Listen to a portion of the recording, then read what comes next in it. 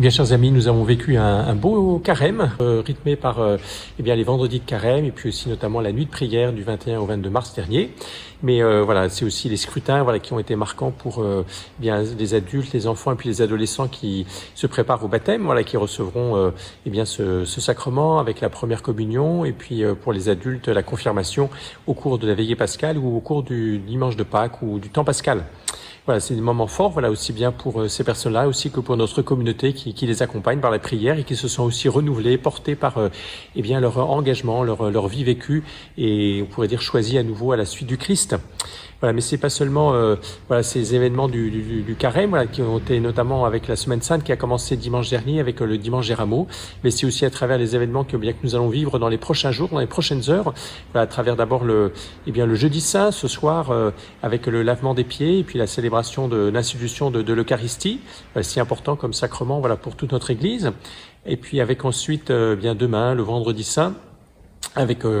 les 3 chemins de croix, notamment celui de midi et demi à Notre-Dame des Agnettes, et puis les 2 autres à 15h à Sainte-Marie-Madeleine, et puis à à Saint-Jean-des-Grésillons, avec le soir l'office de la Passion, où nous pourrons avoir ce temps notamment d'écouter à nouveau le récit de la Passion du Christ, et puis notamment aussi le temps de vénération de la croix,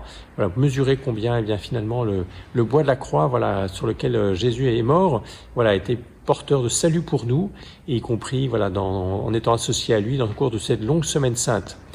Le samedi saint, c'est un jour de silence, notamment peut-être que les derniers retardataires,